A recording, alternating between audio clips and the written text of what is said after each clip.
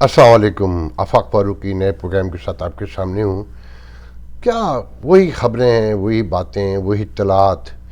मेरा दिल नहीं करता कि मैं इस पर बात करूँ कि शहबाज गिल को नंगा करके मारा था अडियाला जेल में कि नहीं, और हाशिम डोगर फ़ौज से मिल गया है वज़ीर दाखिला पंजाब या वज़ीर आला परवेज़ राई से मिला हुआ है और वो इमरान खान को बताएगा कि आप गलत कह रहे हैं कि उसको तो नहीं मारा।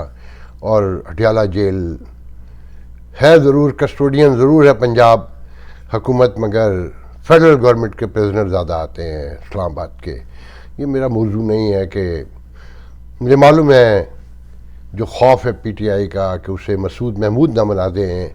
एएसएफ के जो इसी शहर ह्यूस्टन में मरे ज़ियाउल-हक के कहने पर उन्होंने भुट्टो के ख़िलाफ़ गवाही दी, तो इन्हें भी डर यही है कि शहबाज गिल कहीं मसूद महमूद न बन जाए और वो न बगदे जो खान साहब नहीं कहलवाना चाहते, सुनवाना चाहते अभी।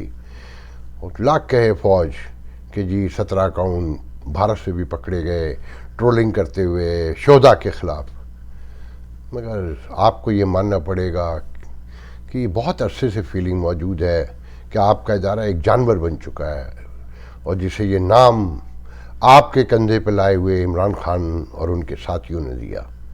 आप कुछ कहिए, क्या कर लिया आपने? Arsalan Khalid troller army chief कहते हैं ना, ट्रोलर आर्मी का खान साहब की पंजाब हुकूमत में वज़ीर बन गया, क्या उखाड़ लिया आपने उसका? खैर, बहुत से मौजू हैं, इस पर भी क्या बात करनी कि जनरल फैज़ हमीद बल्ला उठाए हुए हैं, बता रहे हैं कि मैं इमरान खान के साथ खड़ा हूँ। पहला सवाल तो ये है कि जनरल फैज़ हमीद भावलपुर कोर, चुलिस्तान, सहरा, जहाँ फ़ौजी जंगी मशक़ें करने के लिए मशहूर है, वहाँ से बैठ के कुछ कर सकते हैं। मगर भाई मुझे ये वाक़यात पता है कि कुरंगी क्रीक कराची में एक थाना जब बना, एक्सटेंशन नाम था उसका, था एक्सटेंशन कुरंगी क्रीक, कि वहाँ कोई थानेदार जाने को तैयार नहीं होता था कि यहाँ तो पैसे नहीं बनते हैं। मगर एक ऐसा था लतीफ़, जिसके लिए मशहूर था कि वो समंदर की लहरें जब उठती हैं वो उसे भी गिन के पैसे बना लेता है। फिर वो वहाँ गया और उसने करोड़ों अरबों बनाए। सलाहियत डिपेंड करता है, जो पाकिस्तान जैसे मुल्क, जो तीसरी दुनिया के मुल्क होते हैं ना, वहाँ सिस्टम में लकूना कौन ढूंढता है और कौन ज़्यादा तशद्दुद कर सकता है, कौन। लेकिन सबसे पहले तो जहन में रखें, ये दुनिया गरीबों के लिए रही नहीं है। जहाँ मैं रहता हूँ बस आपके मुकाबले में तो जन्नत ही है, मगर वो जन्नत नहीं जिसका तस्वुर पेश करते थे। निज़ाम सबके एड्रेसेबल हैं, ये बैंकिंग सिस्टम, ये जो जस्टिस सिस्टम, कि अच्छा वकील, यहाँ पर भी अच्छा ही वकील काम आता है। गरीब आदमी को कहा गया है, बताया गया है कि तुम गर्दन डाल के बस पड़े रहो, खामोश रोटी खाते रहो। आपका मसला ये है कि आपको रोटी भी नहीं दे रहे हैं। वो अभी कराची को देख रहा था कि आसमान पे बादल जब गड़गड़ाते हैं तो लगता है जैसे कह रहे हो कि जो बच गया है वो भी लूटने के लिए आ रहे हैं हम, कि हर सड़क ख़त्म हो गई, बिल्डिंग डिपार्टमेंट, सड़क डिपार्टमेंट और ठेकेदार मिल के खा गए, जिनके बच्चे आज इमरान खान के साथ खड़े होकर करप्शन के ख़िलाफ़ नारे लगा रहे हैं, चोर चोर चोर के। तो पूरा कराची, और फिर मीडिया का हाल ये है कि 50 सेकंड की मीडिया रिपोर्ट क्या दिखाई जा रही है कि बढ़ती हुई आबादी कराची की खूबसूरती ख़त्म कर रही है। अल्लाह हफीज़, 4 करोड़ की आबादी का शहर। और फिर अब आलम यह है कि 14 अगस्त को जो वो अफ़गानी आए हुए हैं 33 स्कीम के अराउंड से लेके चारों तरफ उन्होंने लोगों को घेरा हुआ है, उनकी गाड़ियाँ हिला रहे हैं, गिरा रहे हैं। तो एक दोस्त से पूछा तो उसने कहा क्या बात करते हो, केपीके पे जिस दिन कब्ज़ा उनका होगा तो यकीन रखना उसी शाम कराची पे भी उनका कब्ज़ा होगा। कि 5000 मदरसे हैं सिर्फ कराची में, छोटे बड़े, और चारों तरफ की सराउंडिंग में वो बैठे हुए हैं। आधे तालिबान हैं कराची के शहरी, जो उनकी तरह बंदूक तो नहीं उठाए हुए हैं मगर दिल में वो भी तालिबान हैं। अगर उनकी तरफ से हुक्म मिला तो जान दे देंगे ये। और ये लिबरल, सेकुलर, मॉडर्न, शराबें पीने वाले और बगैर दुपट्टे की लड़की को देखकर खुश होने वाले समझते हैं मॉडर्न लिबरल हैं। ये ना कभी मुत्तहद थे, ना हो सकते, ना इनका शऊर ये इजाज़त देता है। अल्लामा अल हफीज़, बस गौर करें इन बातों पर कि जो पूरा बलूचिस्तान बह गया। एक दोस्त बता रहा था कि सिंध के एक देहात शहर में कछुअर छोर समथिंग 27 बच्चे मर गए अब तक। دنیا کو پتہ بھی نہیں ہے کہ کیونکہ میڈیا تو لگا ہوا ہے کہ خان صاحب اگر نااہل ہوئے تو ملک میں فساد ہوگا کہ نہیں ہوگا، کہ بھٹو کی پھانسی کے وقت نہیں ہوا تھا، نواز شریف کو دوسری بار تیسری بار بھی بھگایا جا رہا تھا تو کچھ نہیں ہوا تھا۔ خان صاحب کے پاس ٹرولر ہیں، ان کے پاس میڈیا ٹیم ہے، پھر اسلام آباد میں انہوں نے مقابلہ جس طرح سے کیا ان کے لوگوں نے، اور پھر جس طرح وہ پولیس والوں کو سزائیں دینا چاہتے ہیں، لوگوں کی حوصلہ مندی تو ہو رہی ہے نا کہ بغاوت کرنی ہے، سول نافرمانی کرنی ہے، اور اس ریاست کے خلاف بندوق بھی اب اٹھانی ہے۔ کہ شہباز گل یہی تو کہہ رہا تھا کہ ڈس اوبے کر دو اپنے افسران کو اور ان کو بتاؤ کہ یہ ملک ہے تو تم ہو۔ تو اب تو لوگوں کی کو شعور بڑھا رہے ہیں نا خان صاحب۔ مجھے نہیں پتا کہ خان صاحب کے نااہل ہونے سے کون سی قیامت آئے گی، مجھے اتنا پتہ ہے کہ انتخابات ہوئے تو قیامت ضرور آئے گی، اور اس ملک کے لیے یہ آنے والے انتخابات زہر قاتل ثابت ہوں گے۔ یہ ٹھیک ہے اب نواز شریف سرداری کے ساتھ لوگ نہیں ہیں کہ عمران خان آیا ہی انہی کا تو روایتی سیاست کا تو الٹیمیٹ رزلٹ ہے نا، عمران خان اسٹیبلشمنٹ اور پھر نواز شریف اور پھر زرداری، ان سب نے مل کر الزامات، مقابلے بازی اور لوٹ مار کی جو سیاست قائم کی تھی، اس کے نتیجے میں خان صاحب پیدا ہوئے ہیں کہ لوگ اکتا گئے تھے۔ ایک بے نظیر تھی، ایک چھوٹی سی امید، وہ بھی کوئی بہت بڑی نہیں تھی مگر تھی۔ ان کے جانے کے بعد تو جیسے ڈیزرٹ ہو گیا تھا، لوگ بس دیکھ کر حیران تھے، چسکے بھی نہیں لے پاتے تھے۔ خان صاحب کے آنے سے چسکا آیا ہے لوگوں کو، ایک تبدیلی آئی ہے۔ وہ بدبودار سیاست نواز شریف کی اور زرداری کی، نہ کوئی گلیمر نہ کوئی خوبصورتی، بس ایک ہی قصہ لوٹ مار کا، شہباز شریف کی تھرڈ کلاس شاعری کا اسٹائل، یہ اس کا نتیجہ ہے۔ اب یہ جو حرکتیں کر رہے ہیں نا نواز شریف، مریم نے ٹویٹ کیا ہے کہ پیٹرول مہنگا ہونے پر نواز شریف نے اجلاس کا بائیکاٹ کر دیا اور ویڈیو آف کر کے چلے گئے۔ عماد ظفر نے ٹھیک کہا ہے کہ بہت گھٹیا ڈرامہ ہے یہ لوگ اس ڈرامے کے ماسٹر ہیں۔ جیسے وہ نکلتا تھا نا پہلے ہیلڈ لگا کے، لانگ شوز، جین اندر کر کے اور چھوٹی ہاتھ میں پکڑ کے، دوسرا آرمی چیف بن کے بارش میں دورے کرتا تھا ڈینگی میں اس پہ آپ کو درجنوں واقعات سنا سکتا ہوں، مگر اب یہ ڈرامے نہیں چلیں گے۔ خان صاحب کا ڈرامہ عروج معلّہ پہ ہے، توتی بول رہا ہے خان صاحب کا اس وقت۔ خان صاحب اگر یہ بھی کہتے ہیں نا کہ اللہ بھی خوش ہوتا ہوگا کہ لا الہ الا اللہ کا مطلب عمران خان نے پاکستانیوں کو سکھایا، مسلمانوں کو سکھایا، اندازہ لگا اللہ حفیظ۔ اور دوسری طرف ملک میں حال کیا ہے، کیا رولا پڑا ہوا ہے، میں آپ کو ایک ویڈیو دکھاتا ہوں اور دیکھیں، کاش میں پورا دکھا سکوں، میں کوشش کروں گا، پھر آخر میں ایک آپ کو ویڈیو دکھاؤں گا کہ یہ ملک اب ہے کیا۔ جو 35,000 ڈیلنگ کی میں گئے نا، کدھر دیں گے؟ جمع کر دیں گے تو انشاءاللہ دے دیں گے۔ سچی در پراپرٹی کی نہیں، سچی در بھی ہے نا۔ گھوٹکی کا علاقہ ہے جہاں سے مین آپ کی جو نیا موٹر وے بنا ہے، جو لاہور سے ملتان سے سکھر تک آتا ہے، یہ اس کے برابر کا علاقہ، یہ مکمل ڈاکوؤں کے پاس ہے۔ یہ کراچی سے لوگوں کو اغوا کر کے لاتے ہیں، اور اب نوبت یہ آ گئی ہے کہ یہ ان کے ریپ کرتے ہیں اور ان کے پیرنٹس کو، ان کی فیملیوں کو یہ بھیجتے ہیں۔ آپ تصور کریں کہ معاشرے کی بے غیرتی، بے شرمی، لالیس جو ہے اور جو تشدد ہے، اور اس میں جو کچھ نظر آ رہا ہے اس کے بارے میں ذرا غور کریں۔ کہتے ہیں کہ ایک پشتون بھائی کو اٹھا کے لے گئے، اسے تعصب کا رنگ بھی دیا جا رہا ہے، اسے سندھ کی سیاست سے بھی جوڑ کر دیکھا جا رہا ہے، مگر جاننے والوں کو پتہ ہے کہ سندھ میں اور جنوبی پنجاب میں یہ انڈسٹری بہت بڑی ہے اغوا کی۔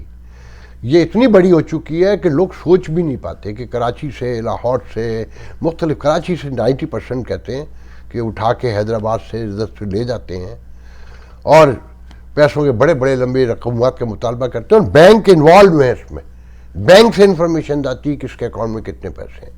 اگر وہ پیسے نہیں دے پاتے یا تو مار دیتے ہیں یا پھر آگے بھیج دیتے ہیں کہ بھئی یہ ہم نے اتنے اٹھایا ہے، اتنے پیسے مانگے تھے، اب تم اس سے جو چاہو وصول کر لو۔ مطلب میں 4 سے 5 لوگوں کو چھوٹنے کی کہانی سے تو پورا واقف ہوں۔ یہ ہے یہ ریاست۔ میرے نزدیک وہ واقعہ اہم نہیں کہ پشاور میں ایک ٹورسٹ لڑکی کو چھیڑا، یہ چھیڑنے کے واقعات یہاں بھی بہت ہوتے ہیں، اور وہاں مجھے نہیں پتا کس پیمانے سے یہاں پہ بھی آوازیں لگاتی ہوئی تو گزر جاتے ہیں. چھیڑنے کا مطلب تو ٹوٹل یہ ہے. وہاں کس طرح کرتے ہیں آئی ہیو نو آئیڈیا. بہرحال میں آپ کو بتا ہی رہا ہوں کہ میرے نزدیک یہ چیزیں میٹر نہیں کرتی کہ عمران خان نائل ہوئے تو کیا ہوگا. حالات تو یہ ہیں کہ پنجاب گورنمنٹ بننے کے بعد صرف شہباز شریف کے معاملے، اس کے شہباز گل کے معاملے کو دیکھیے کہ اڈیالہ جیل سے اسے اسلام آباد ہاسپٹل لے جانا ہے تو عمران خان تک نے فون کر ڈالا کہ یہ نہیں جائے گا اسلام آباد، اسے پنڈی رکھے. اور ہوم سیکریٹری پنجاب دھمکیاں دیتا ہے جیل کے آئی جی جیل خانہ جات کو کہ تم ملے ہوئے ہو ایکس، مجھے نہیں پتا ہے کہ ایکس آرمی افسر کون کسے کہا. فیض حمید تو نہیں ہو سکتا کہتے ہیں خان صاحب ایکس جو ہے نا باجوہ صاحب کو کہتے ہیں. باجوہ کا نام لے کے کہا کہ تم باجوہ سے ملے ہوئے ہو.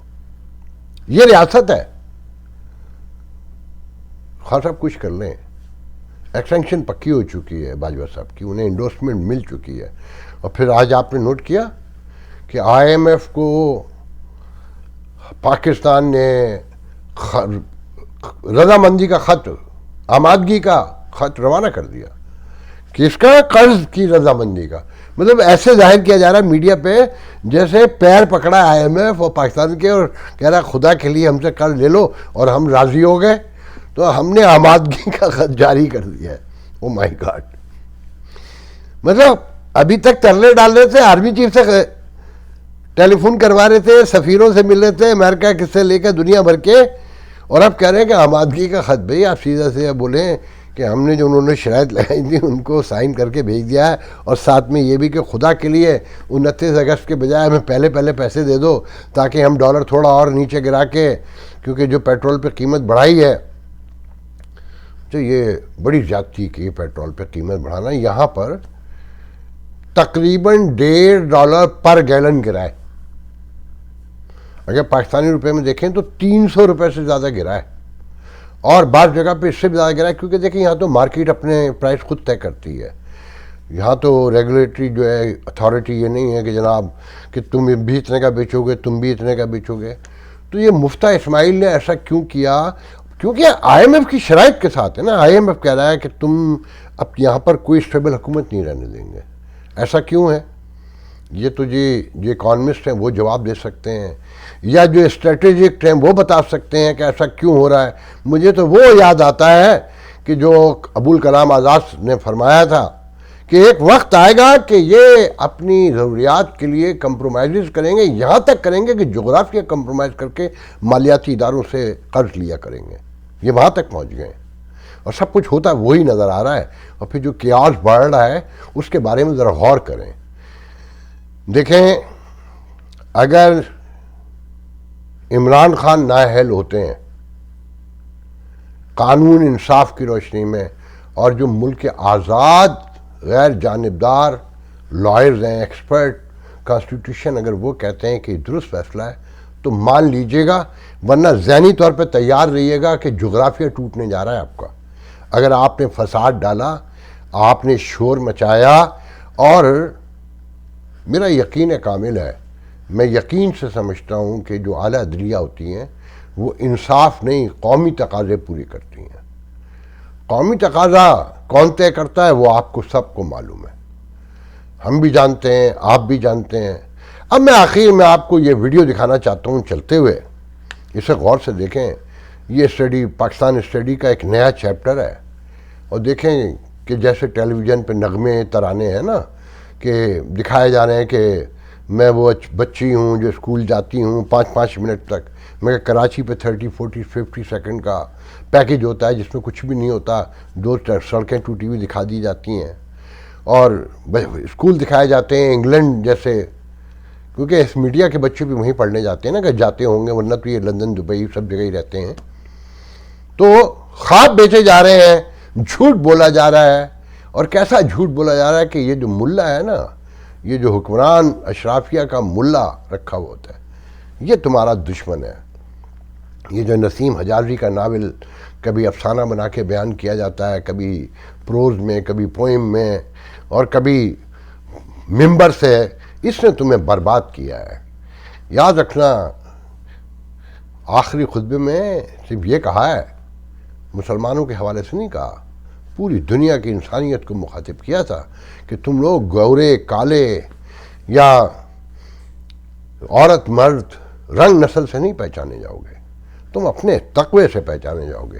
اور تقوی خالی نماز پڑھنا نہیں ہے، اذان دینا نہیں ہے، قرآن پڑھنا نہیں ہے، جھوٹ بولنا، لین دین میں صاف ستھرا کھڑا ہونا، لوگوں کی ہمدردی محبت رکھنا، یہ سارے جتنے بھی انسانیت سے جڑے رشتے تعلق ہیں نا، یہ ہے تقوی. اور یہ لیٹ کر کھانے کی اور مذہب کا چورن پی لینے سے، 5 وقت نماز پڑھ لینے سے، یا محرم کا ماتم کر لینے سے، جلوس نکالنے سے، عید میلاد النبی کا جشن منانے سے، یوم آزادی کے ترانے گانے سے نہ آزادی قائم رہتی ہے، نہ خوشحالی آتی ہے، نہ ترقی آتی ہے، نہ امن قائم ہوتا ہے.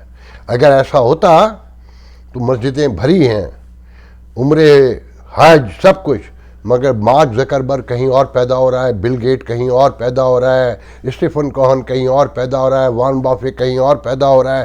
غور سے دیکھیں اس منزل کو اور اس مولوی کو سنیں یہ آپ کو کیسے بہکا رہا ہے. قائد اعظم رحمۃ اللہ کی قبر کو روشن فرمائے. احسان عظیم کی امت پر انتہائی دیانتدار، انتہائی سچے، انتہائی کھرے. تو ایک دفعہ مولانا شبیر احمد عثمانی رحمۃ اللہ علیہ سے کسی نے پوچھا، آپ نے قائد اعظم کا جنازہ کیوں پڑھایا؟ کہنے لگے جنازے سے چند دن پہلے میں نے خواب دیکھا، اللہ کے نبی کھڑے ہیں اور ساتھ قائد اعظم ہیں، اور اللہ کے نبی فرماتے ہیں یہ ہمارا مجاہد ہے. تھپکی دیتے ہیں اور کہتے ہیں یہ ہمارا مجاہد ہے. تو کہا میں نے اس لیے ان کا جنازہ پڑھایا. اور ایک دفعہ میں نے خواب میں دیکھا تو میں نے پوچھا آپ کا کیا حال ہے؟ کہنے لگے میں بڑی راحت میں ہوں، میں بڑی راحت میں ہوں. تو پھر انہوں نے نا اپنی 2 انگلیاں میری طرف کی کہ یہ چوس لو. تو میں تھوڑا ڈرا کہ پتہ نہیں کیا ہے کیا نہیں. کہنے لگے ڈرو نہیں بیٹا، یہ چوس لو، اللہ تجھ سے 3 کا کام لے گا. وہ 2 انگلیاں اس میں منہ میں ڈالی تو اس میں سے گاڑھا میٹھا شہد نکل کے میرے منہ میں آنا شروع ہوا. اس کے ساتھ ہی میری آنکھ کھلی تو اس کی مٹھاس میرے منہ میں باقی تھی. تو ان کو مہلت نہ ملی، پہلے ٹی بی کا شکار تھے اور اپنا مرض چھپاتے رہے، اس لیے وہ بہت جلدی دنیا چھوڑ کے چلے گئے. اور اس کے بعد لیاقت علی خان رحمۃ اللہ علیہ 4 سال کے بعد شہید کر دیے گئے.